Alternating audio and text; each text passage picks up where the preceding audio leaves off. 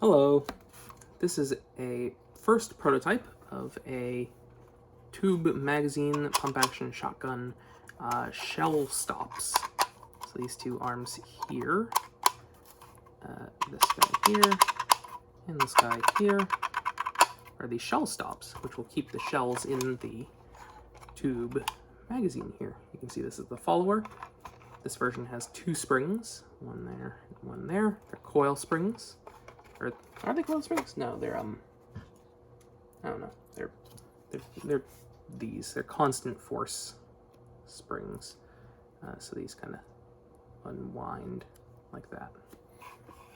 Anyway, it's got two of those in there. It should probably be three because it's a little bit sluggish holding the amount of shells that it should hold.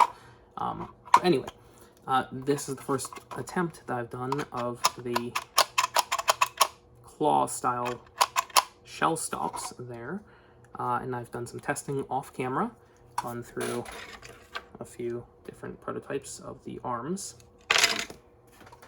and I'm pretty happy with these ones. Still a bit to do, but I think these ones are good enough to show off on video. So these each have springs inside of here that kind of hold them in place, but I've also got this elastic band going around the back of them to give them a little bit extra force. Once this is in the blaster, it will use not an elastic band, and will also not use those springs. It will use an extension spring strung between these two in front of the pivot axis.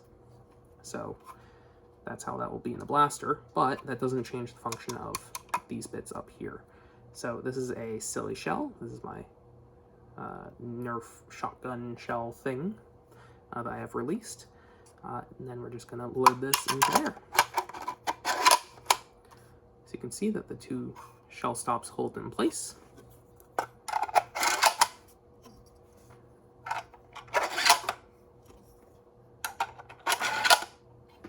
This particular magazine tube is 13 inches long and it holds 4 silly shells. These particular springs I'm using can actually hold up to 6 shells comfortably. But I don't have a tube that long, and in the blaster itself, it'll just be this 13-inch tube, but the muzzle piece up here will have an extension inside of it for those extra shells, if you choose that you want them. The default blaster will hold 4, just because that's a nice length in front of the blaster for, holding it and going around corners and stuff. But there are the shells in there. You can really see the magazine springs there all the way along. And then in here, you can see that we've got the two arms holding the shells back. These two shells are not, these two arms are not the same length. So we've got this one on this side is a little bit shorter than this one. So you can stagger this. So you let go of this one first. So this one up here first, but let me just show you this. You can see that that doesn't let the shell pass at all. That lets the shell down a little bit, and then it holds it up. And then this one down here will let the shell out, like that. And that just lets one shell out. I have occasionally been getting double feeds from the system, and I believe that that is just because it doesn't have enough spring force. So that's why I've got this elastic band on it, and why in the blaster itself it will have an extension spring instead of these small little springs. So right now it's modeled to use these small springs, but the next version is going to use this giant extension spring. Giant in comparison to those. A lot more spring force. So that should be good. Anyway, so let me just run through the rest of these shells and I'll reload and show you again. So that lets one into the next stop. And there we go. Oh, there's double feed. So I can just push that forwards a little bit and then it goes back in.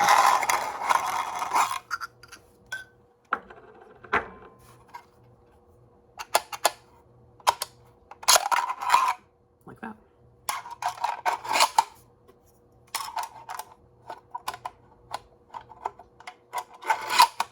And of course, this will be easier to load once there's actually a lifter in there, closing off all this extra space in there. there will be a lifter in there, making it so it's a lot easier to aim these into the loading port here. But I can still do it manually relatively easily. So let's run through these.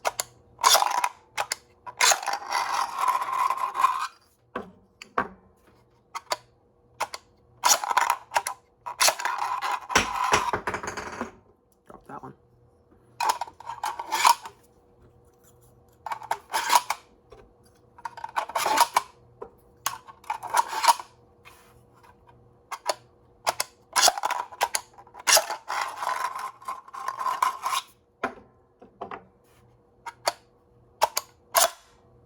There's another good. There we go.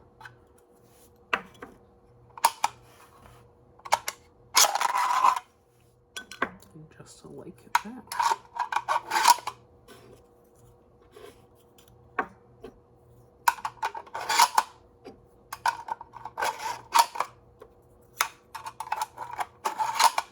So you can see that these arms do kind of they spread out of the way as you are loading the shell into the blaster.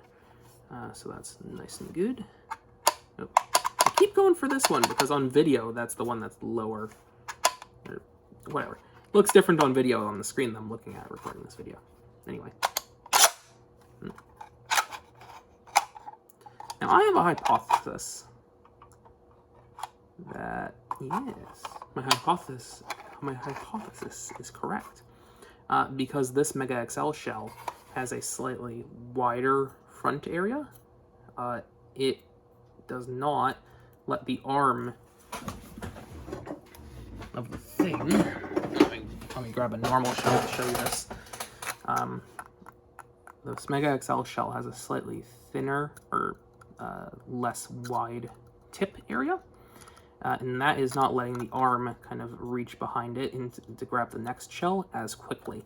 So that's why it's sort of misfiring on the Mega XL shell. So you can see there, it's a little bit different on all the other shells because they're a little bit wider, or a little bit skinnier towards the tip. Anyway, I think that's causing the issue. Like if you see here, there's that little gap there that the arm can kind of stick into. Whereas if I have them like this, there is basically no gaps there for it to reach into.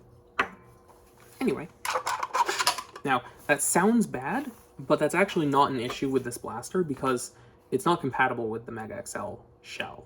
Unless you trimmed the dart really short, there's just no way that would fit because it sticks out past the end of the shell. So therefore it wouldn't fit in the lifter front to back. It would just kind of have the dart sticking into the tube while it's trying to feed it up into the chamber. Just wouldn't work. So I don't think that's really an issue. It's like sort of like trying to feed this into the blaster. It's like not really applicable to this issue. Not really applicable. Anyway, so got a normal shell in there now. Let's keep going through these.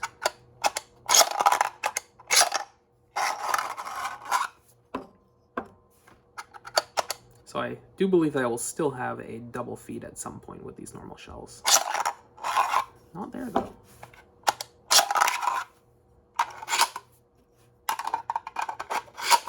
Because as I said, this version does not have enough spring force as it really should.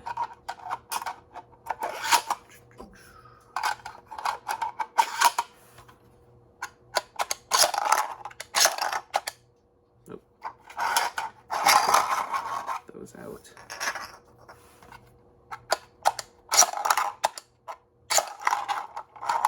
That one tried to escape. Let's see if I can show you the sort of kind of. There you go. You can see the arms pop in behind the shell.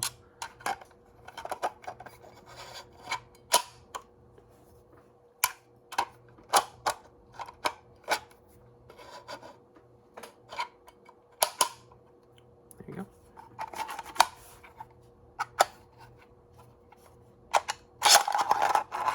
Ooh, that one did a flip.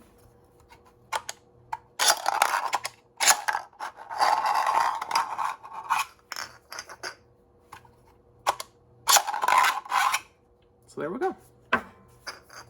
That is the shell stops for the tube magazine. First prototype, pretty good.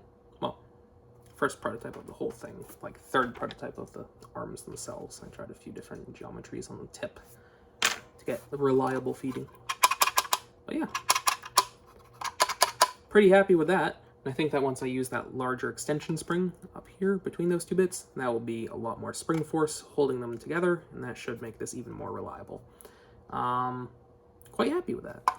Last thing I guess I can show you is this test rig in its entirety was also testing out the chamber fit.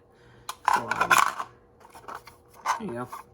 There is the shell in the chamber.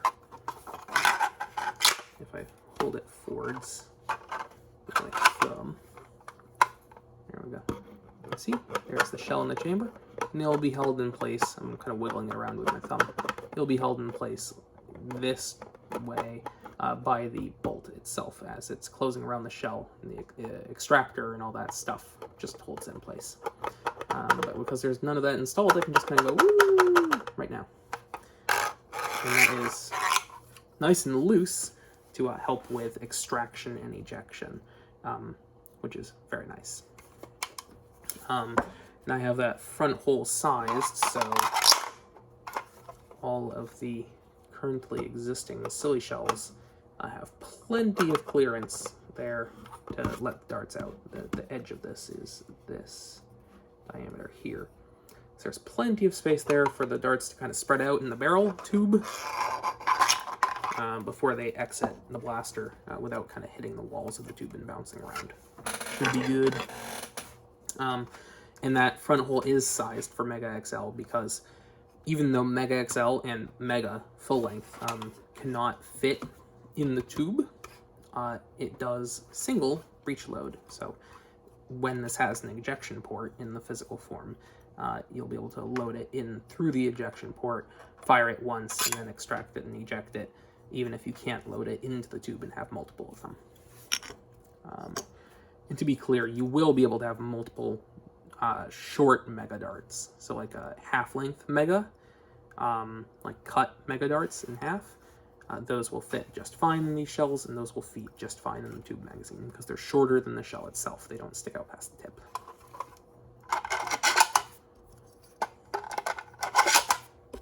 So yeah, that is the tube magazine pump action shell stop prototype. Hope you enjoyed this video and I don't know, found it entertaining or interesting or something.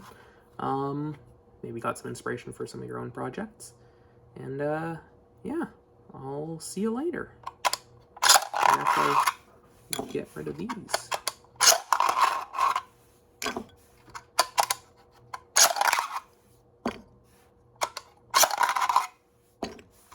There we go. Very happy with that. All right. Oh, last thing I need to say before I end the video, or last few things. This white filament was provided by Polymaker free of charge. Disclaimer.